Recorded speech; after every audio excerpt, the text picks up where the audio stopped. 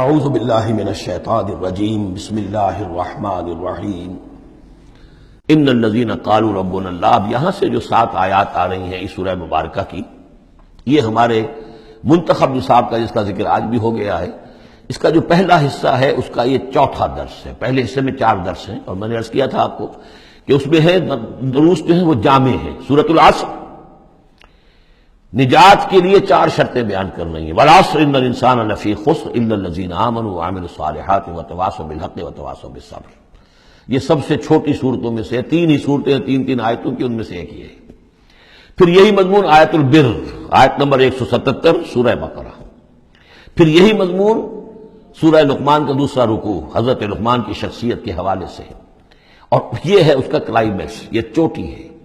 یعنی یہ کہ ایمان کی چوٹی کیا ہے، اور تواصی بالحق کی چوٹی کیا ہے، اور تواصی بالصبر کی چوٹی کیا ہے. چوٹی ہر ایک شے کی کیا ہے، وہ ہے کہ جو یہاں آ رہی ہے، کلائمیکس. اور اسی کے عین درمیان میں یہ جو سمجھیے کہ یہ ہیرا ہے، یہ ایک بہت بڑا ہیرا ہے کہ جو اس ہار کے اندر لٹکا ہوا ہے، یہ 7 آیات کا، اور بالکل درمیان میں وہ آیت آئے گی کہ جو اس صورت کا عمود ہے. ان الذین قالوا ربنا اللہ ثم استقاموا، بے شک وہ لوگ جنہوں نے کہا ہمارا رب اللہ ہے پھر اس پر جم گئے. یہ استقامت میں قیامت ہے، قیامت مضمر ہے. اللہ کو کہہ دینا کہ میں نے اللہ کو مانا آسان ہے، اس پر جم جانا آسان نہیں ہے. جم جانے کا مطلب یہ کہ دل بھی ٹھک جائے، توکل بھی اسی پر ہو، اس کی رضا پر انسان راضی رہے، کوئی شکوہ شکایت اس کے کسی فیصلے کے خلاف اپنے دل میں نہ پیدا ہو. اور پھر یہ کہ اللہ تعالیٰ جو حکم دے رہا ہے اس کو بجا لائے انسان تن من دھن کے ساتھ. ان صلاتی و نسکی و محیای و مماتی للہ رب. ٹھکنے کا مطلب تو یہ. اسی کے لیے حضور سے بھی ایک مرتبہ کسی ایک صاحب نے سوال کیا تھا. حضور میں زیادہ لمبی چوڑی باتیں نہ سمجھ سکتا ہوں نہ یاد رکھ سکتا ہوں، مجھے تو اسلام کی حقیقت اور دین کی حقیقت ایک جملے میں بتا دیجئے کہ اسے میں گرہ سنبھال دوں. آپ نے فرمایا قل آمنت باللہ ثم استقیم، کہو کہ میں اللہ پر ایمان لایا اور پھر جم جاؤ. اب جم جانے میں استقامت میں قیامت ہے. جن کا اطمینان ہو کہ میرا رب اللہ ہے، اب ان کا دیکھیے مقام کیا ہے. یہ ہے ایمان کی چوٹی، الا الذین آمنوا وعملوا الصالحات.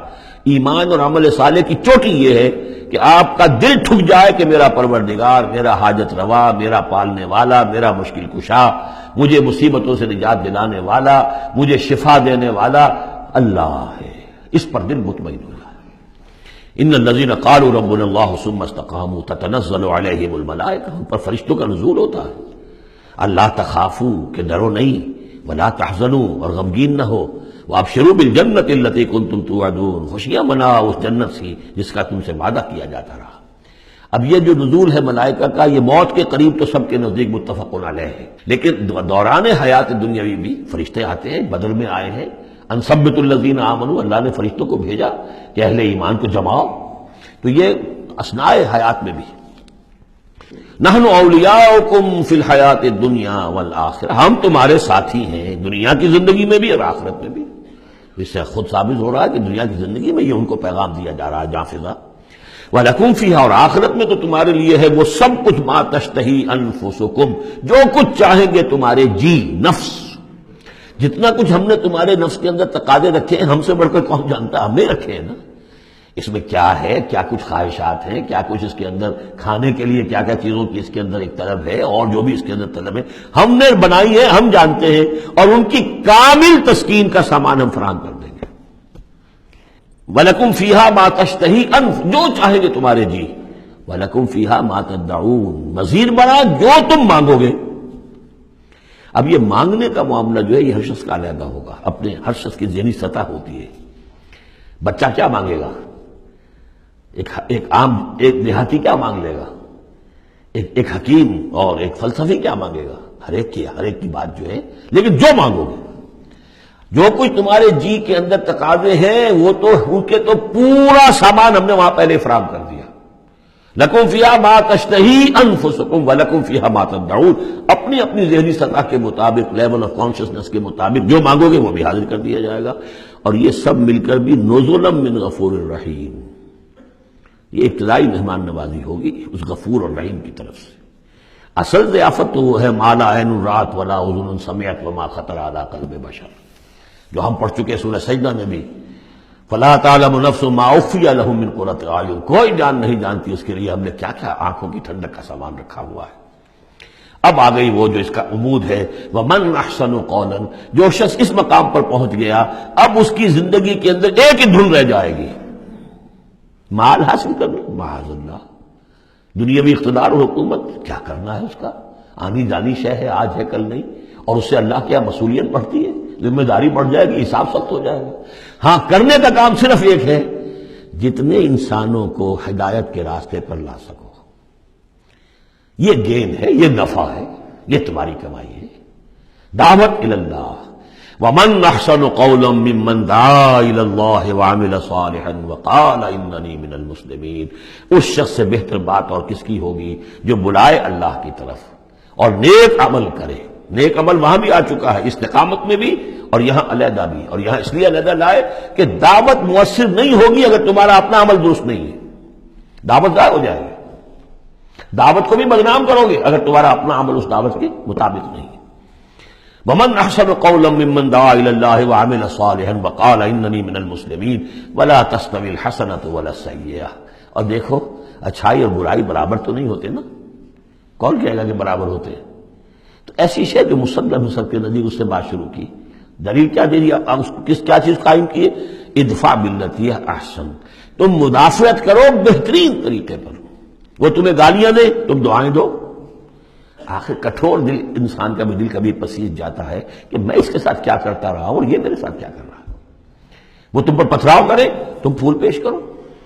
اس کو نوٹ کر لیجیے اچھی طرح، اگلی صورت میں اس تصویر کا دوسرا رخ بھی آئے گا، یہ ایک رخ ہے جو یہاں آ رہا ہے، اقامت دین کی جدوجہد میں دوسرا رخ بھی آئے گا، لیکن یہاں دعوت کے مرحلے پر تو واقعتاً بدھ مت کے بھکشو بن جاؤ، نہایت غیر یعنی بے ضرر انسان، کسی کو تکلیف نہ پہنچے، جیسے حضرت مسیح نے فرمایا ہے علیہ الصلوۃ والسلام کہ تم سانپ کے مانند ہوشیار اور چوکنے لیکن فاختہ کے مانند بے ضرر بنو۔ فاختہ کسی ضرر تو نہیں پہنچا سکتی نا، تم ایسے بے ضرر رہو کہ جیسے فاختہ، لیکن ایسے بھی نہ ہو کہ کوئی تمہیں ضرر دے جائے، سانپ جیسے چوکنا رہتا ہے، ایسے بھی نہ بدھو نہ ہو تم سمجھدار تو ہو کہ تمہیں دوسرے جو ہے وہ ضرر نہ پہنچا سکیں، سانپ کے مانند ہوشیار لیکن فاختہ کے مانند بے ضرر بنو۔ تو واقعتاً دعوت کے مقام پر تو یہ کرنا پڑتا ہے، دعائیں دیجیے انہیں، ان کے لیے دعائیں رات کو کھڑے ہو کر کیجیے، ابو جہل کے لیے اور حضرت عمر کے لیے دعا کی حضور نے کہ نہیں کی۔ یہ تو ایک دعا ہے جو ہمیں زیادہ معلوم ہو گئی، خبر آپ نے کس کس کے لیے دعائیں کی ہوگی اور کس کس کے لیے اللہ تعالیٰ نے آپ کی دعائیں قبول کی ہوگی۔ تو یہ ہے دعوت کا مقام۔ تو توحید انفرادی سطح پر دو اس کے رخ آ چکے، سورہ زمر عبادت اللہ کی، اس کے لیے اپنی اطاعت کو خالص کرتے ہوئے، اسی کا داخلی پہلو دعا اللہ سے، اسی کے لیے اپنی اطاعت کو خالص کرتے ہوئے۔ اب یہاں سے فرد سے یہ نکلے گی، وہ دوسرے افراد تک جائے گی، متعدی ہوگی یہ دعوت، تاکہ اب ایک جماعت وجود میں آئے، گروہ وجود میں آئے، جو سورہ آل عمران میں ہم نے پڑھا تھا وَلْتَكُن مِّنكُمْ أُمَّةٌ يَدْعُونَ إِلَى الْخَيْرِ وَيَأْمُرُونَ بِالْمَعْرُوفِ وَيَنْهَوْنَ عَنِ الْمُنكَرِ، جماعت ہوگی تو یہ کام کرے گی۔ وَمَنْ أَحْسَنُ قَوْلًا مِّمَّنْ دَعَا إِلَى اللَّهِ وَعَمِلَ صَالِحًا وَقَالَ إِنَّنِي مِنَ الْمُسْلِمِينَ، اور کہو اور کہے یہ کہ میں بھی مسلمانوں میں سے ہوں، میں اپنے آپ کو کوئی یہ بہت میرا زوم نہیں ہے، میرا کوئی دعویٰ نہیں ہے، میں بھی عام مسلمان ہوں۔ وَلَا تَسْتَوِي الْحَسَنَةُ وَلَا السَّيِّئَةُ ادْفَعْ بِالَّتِي هِيَ أَحْسَنُ فَإِذَا الَّذِي بَيْنَكَ وَبَيْنَهُ عَدَاوَةٌ، تو تم دیکھو گے کہ وہی شخص کے جس کے اور تمہارے درمیان آج دشمنی ہے، كَأَنَّهُ وَلِيٌّ حَمِيمٌ، ایسے ہو جائے گا جیسے تمہارا پشت پناہ ہے، مددگار ہے، حمایتی ہے، بہت گرم جوش۔ انسان آخر انسان ہوتا ہے، کوئی شخص آپ کی برائی کے اوپر کمر باندھے ہوئے اور آپ اس کی بھلائی کے لیے کوشش ہو، ایک وقت آئے گا کہ وہ ہتھیار پھینک دے گا۔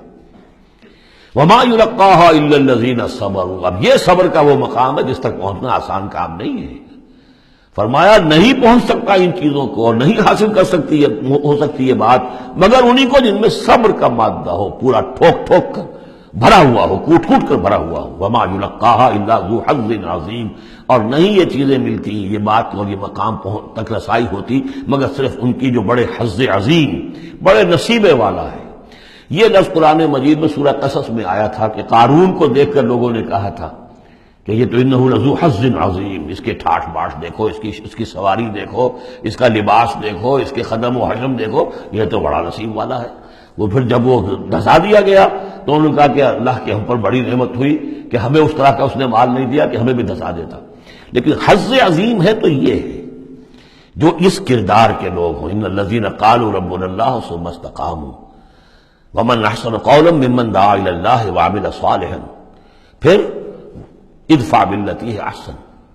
اس طریقے سے وما یلقاها الا الذین صبروا وما یلقاها الا ذو حظ عظیم واما ينزغنک من الشیطان نزغ فاستعذ باللہ.